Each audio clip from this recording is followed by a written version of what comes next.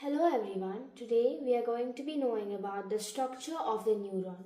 So, here we have a particular neuron that we have done it in the most 3D modelistic form ever, and in this we have so many LED light bulbs that will show us the transfer of the impulses in one particular neuron. Before knowing that, let's keep the exciting part at the last so that our excitement will last till the end of the video, and I hope you will watch the end or until the end of the video in order to check out on how these impulses last like. First of all, let's know the major four important parts of the entire neuron. We'll start with our nucleus. The nucleus is the control center of the neuron, which is located within the cell body or the soma. So this is the cell body, which is also called as the soma. It contains the neuron's genetic material in the form of the DNA, which actually carries the instructions for the protein synthesis and the cell maintenance. Without the functioning of the nucleus, the neuron cannot survive and it cannot even maintain its electrical and chemical balance, making it a crucial component for the neural activity. So basically, nucleus is one of the most important parts in the entire neuron. Next, we have this thin protoplasmic short type of projections. These are called as dendrites.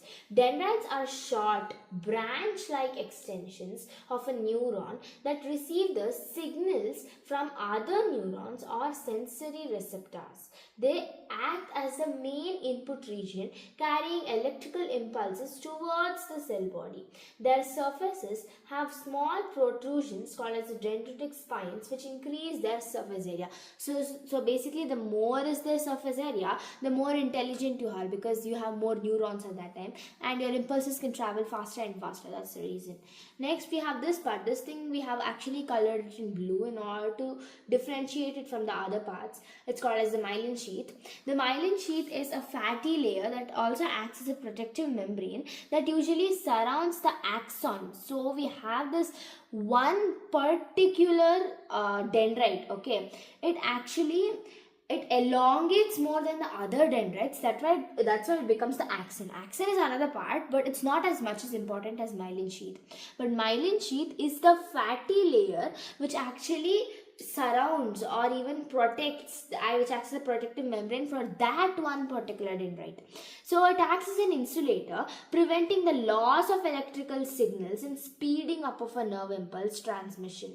This sheath is actually produced by some cells called as the Schwann cells in the peripheral nervous system. So now let's move on to our last part, and this is called as the axon terminal.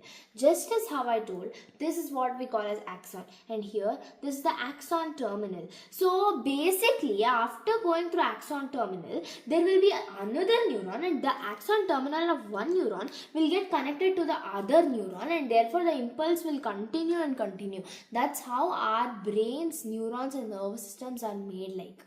So wait, we have the axon terminal.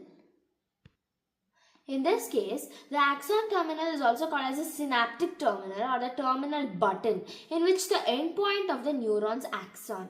So it is responsible for transmitting the signals to other neurons, just like as I told. So here I am telling it in some complex language, and I told you before lately in the simpler language. And each terminal usually consists of sacs. So sacs are like bag-like structures, and these sacs consist of a chemical fluid called as neurotransmitter that carries the messages that will vary across the entire synapse. So now let's move on to our most exciting part. You know what these are? These are switches, and each of these switches will actually help us to know about how the synapse or the impulse travels throughout the entire neuron. So for this, I'm gonna off the light so that we can get to know the beautiful effect happening here. So over here, we can't see anything, but just wait for the magic. First of all, the impulse actually travels from the dendrite. So then after the dendrite, it will then move to the nucleus. So this is the nucleus, and then after that it will move directly to the myelin sheath. This is the myelin sheath. From here it will move to the myelin sheath, and then from the myelin sheath it will move all the way to the axon terminal. So that's how it looks like, and let's just look at how it looks all together. I can show this again for you if you really need that.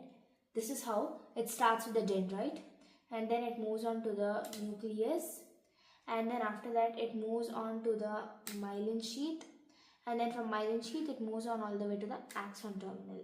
See, that's how it works like. And if you really want to see how it looks all together, this is how.